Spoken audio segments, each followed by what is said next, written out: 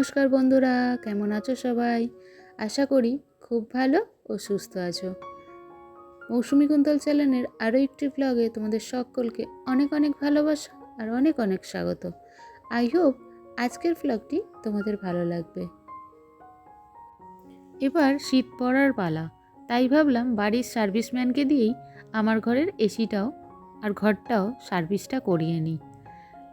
তাই যেই ভাবলাম সেটাই করলাম। ও ওদিকে এসিটা খুলতে শুরু করলো আর আমি এদিকে পর্দাগুলো খুলে কেচে ধুয়ে শুকুর দিয়ে দিলাম। আসলে এরা তো আবার যা তা সার্ভিসম্যান নয়, বাড়ির সার্ভিসম্যান। তাই সকালবেলা উঠে চা বিস্কুট খাইয়ে মাথা টাথা ঠান্ডা করে তারপরে বললাম ঘরটা চলো পরিষ্কার করি। ছোট পর্দা বড় পর্দা সমস্ত পর্দাগুলোকেই কেচে শুকুর দিয়ে এলাম।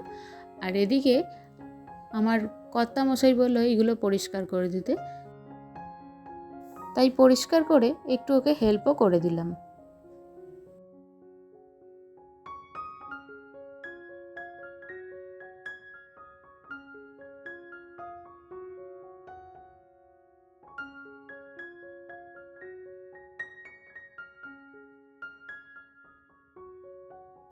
আসলে কি বলতো, একটা জিনিস দেখবে পরিষ্কার করতে গেলে অনেকক্ষণ টাইমও লাগে। সেই জন্যেই আর কি আমি ওকে তাড়াতাড়ি পরিষ্কার করে দিলাম। আর ও দেখো তাড়াতাড়ি এখন ফিটিংসটাও করে নিচ্ছে, কারণ মোটামুটি সমস্ত কিছুই পরিষ্কার হয়ে গেছে।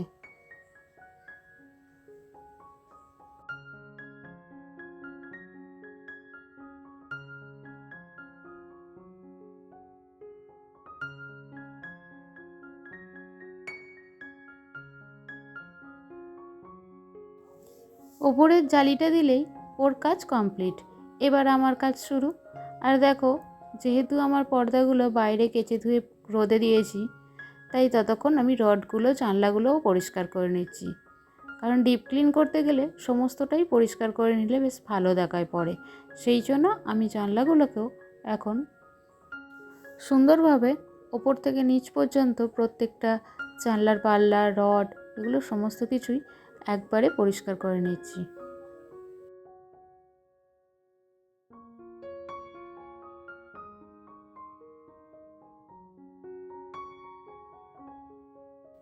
মাঝে অনেক দিন কেটে গেছে তোমাদের সাথে আমি ভিডিও শেয়ার করতে পারিনি, কারণ আমার তখন গলার অবস্থা খুবই খারাপ ছিল।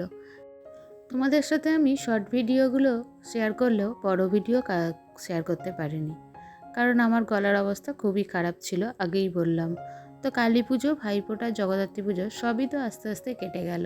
তো তোমরা বলো তোমাদের কেমন কাটলো? আর এই জগদ্ধাত্রী পুজো বলতে গিয়েই মনে পড়লো, জানো তো আমার অনেকগুলো জগদ্ধাত্রী পুজোর ভিডিও করা আছে, সেগুলো এডিটিং করাও আছে, কিন্তু ভয়েস ওভারের জন্য ছাড়া হয়নি। তো ভাবছি এবার একটা একটা করে ছেড়ে দেবো।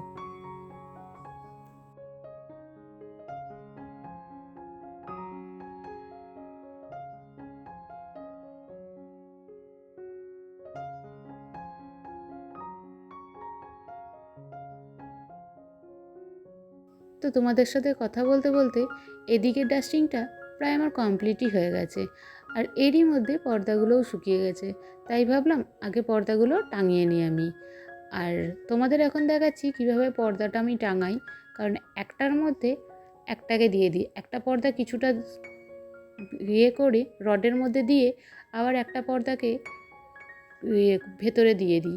তাতে কি হয়, পর্দাটা একটা সরালে গোটাটাই সরে, ফাঁক থাকে না মধ্যিখানে। এইভাবেই করি।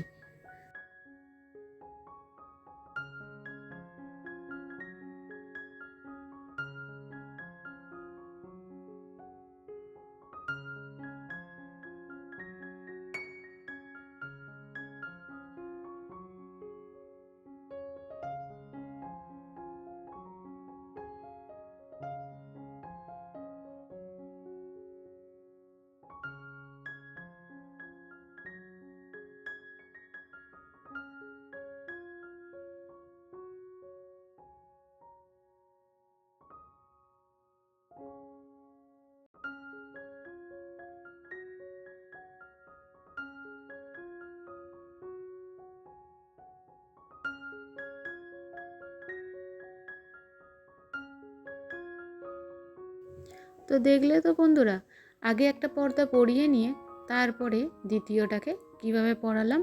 আর দেখো এইভাবে করলে দেখো কতটা একটার ভেতরে একটা থেকে যাচ্ছে। তাতে কী হবে, তোমার এসির বাতাসটাও যেমন বেরোবে না, সেরকম সুন্দরও দেখাবে পর্দাটা, মধ্যিখানে ফাঁক দেখাবে না। তো চলো এবার আমি বিছানার চাদরটাকেও তুলে নিই, কারণ অনেক কিছু এখানে ঝাড়াঝুড়ি করার পরে ধুলোও পড়েছে, তাই বেডশিটটাকেও চেঞ্জ করে নিলাম।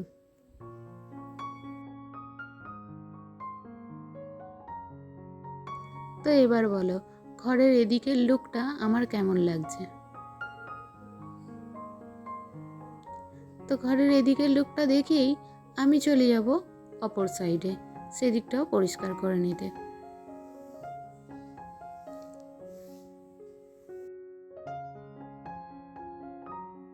আর এখন আমি চলে এসেছি আমার যেখানে ঠাকুর রাখি তারই সামনে। এবছর শ্রাবণ মাসে জানো তো একটা শিব পুরাণ কিনেছি, পড়তে ভালোও লাগে তাই পড়ি। তাই এখানে লাল কাপড় মুড়ে শিব পুরাণটাও যেমন রাখলাম, তেমনি আগে থেকে তোমরা জানো যে আমার গীতাও আছে, তো সেটাকেও মুছে টুছে ঠিক করে রেখে দিলাম।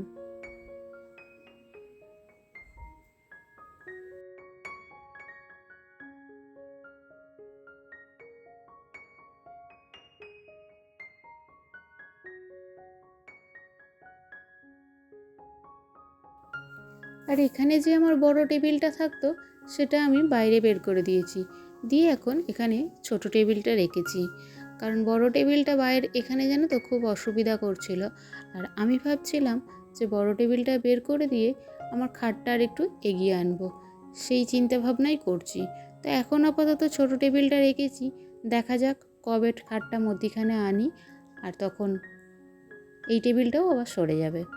তো কিছু দিনের জন্য এটাকে এখন রেখেছি। আসলে জানো তো ইচ্ছে আছে একটা আলমারি কেনার, তো আমার ঘরে তো সেরকম রাখার জায়গা আছে, কিন্তু সেক্ষেত্রে আমাকে খাটটাকে মধ্যিখানে আনতে হবে। সেই জন্য ভাবছি খাটটাকে মধ্যিখানে রেখে একটা সাইডে আলমারিটা এনে রাখবো। তো সেই চিন্তা ভাবনা করেই বড় টেবিলটাকে বাইরে বের করলাম, ছোট টেবিলটাকে আপাতত ঘরের মধ্যে রেখেছি, পরে দেখা যাক কী হয়।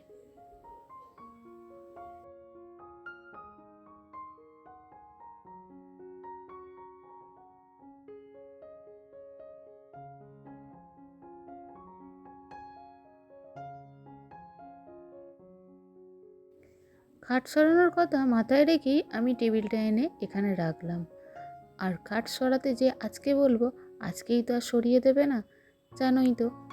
আজকে বলবো, দেখা যাক কবে আবার দেয়। সেই জন্যেই আমি আপাতত আমার মতো নিজের মতো করে গুছিয়ে রাখলাম। এবার যখন ওর সময় হবে তখন টেবিলটাকে সরিয়ে শুধু খাটটাকে টেনে দিলেই হয়ে যাবে। কারণ আগেও তো দেখেছো আমাদের খাট একবার ঘোরানো হয়েছে।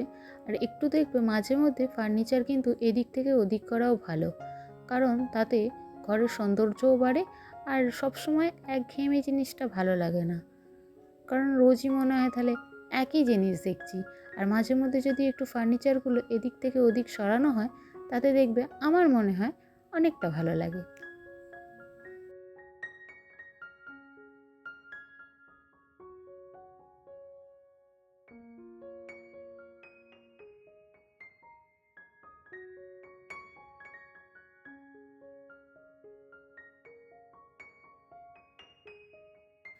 আর দেখবে ছেলেরা যদি বাড়িতে থাকে অনেকটা সুবিধা হয়, কারণ তোমাদের দাদাভাইকে আজকে বললাম আমি পরিষ্কার রোজই করি, কিন্তু তোমাদের দাদাভাইকে বললাম একটুখানি কম্পিউটারের তারগুলো খুলে দাও না।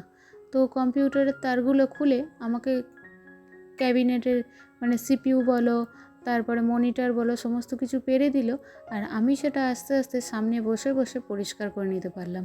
আর না হলে না সেই ওপর পরিষ্কার হয়, এত সুন্দরভাবে পরিষ্কার আমরা করতেও পারি না, তাই না? আমি তো বেরও করতে পারি না আর করতেও পারি না, তাই ওকে আজকে বলতেই ও যখন বের করে দিল আমি আমার মনের মতো করে পরিষ্কার করে নিলাম। দেখো এখনও পরিষ্কার করে নিচ্ছি। তো এবার প্রত্যেকটা জিনিসই তো পরিষ্কার হয়ে গেছে, তাই এবার জায়গার জিনিসটা জায়গায় আস্তে আস্তে তুলে দেবো। তারপর ও খানিক বাদে এসে তারগুলো লাগিয়ে দেবে, তাহলেই হয়ে গেল। কারণ তার থাকলে না দেখবে যত সুন্দরভাবেই তুমি পরিষ্কার করো না কেন একটু না একটু ধুলো থেকেই যায়। সেই জন্য আমি সমস্ত কিছু জিনিসগুলোই পরিষ্কার করে নিয়ে জায়গায় রেখে দিচ্ছি। ও এবার তারগুলোকে কানেক্ট করে নেবে, তাহলেই হয়ে গেল। তো দেখো আমার কম্পিউটার টেবিলও সুন্দরভাবে পরিষ্কার হয়ে গেছে।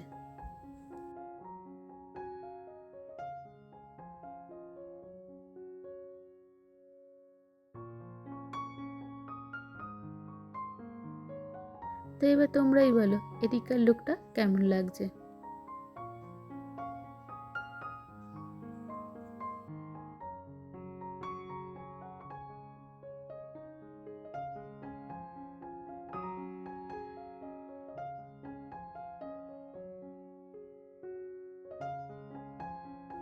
আর এখন চলে এলাম আমি আমার শোকেস আলমারিটা পরিষ্কার করতে।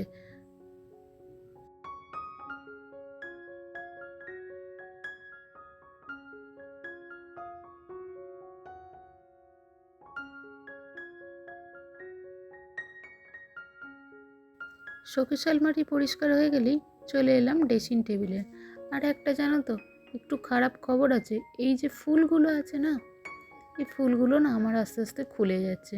প্রথম দিকে বেশ ভালো লাগানো থাকতো, এখন যত দিন যাচ্ছে তত ফুলগুলো খুলে যাচ্ছে। দেখো কীরকম একটা একটা করে খুলে পড়ছে। যদিও আমি এক একটা ফেভিকুইক দিয়ে আটকে তবুও দেখছি জানো তো হচ্ছে না, সে বারবার খুলে পড়েই যাচ্ছে।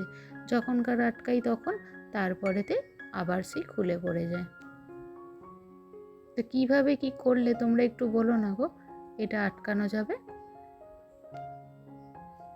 কারণ এই ফুলগুলো আছে বলেই না এই কাঁচটার দেখো সৌন্দর্যটা অনেকটা বেড়ে গেছে, না হলে সৌন্দর্যটা অতটা থাকবে না।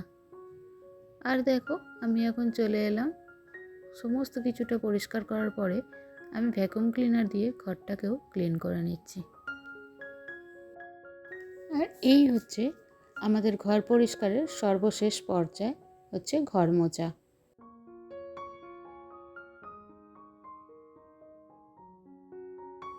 তো বন্ধুরা আজকের মতো আমার ব্লগটা এইটুকুনি। তোমরা সুস্থ থেকো, ভালো থেকো, আর আমার একটা পরের ব্লগের জন্য অপেক্ষা করো। তো আজ আসি, টাটা।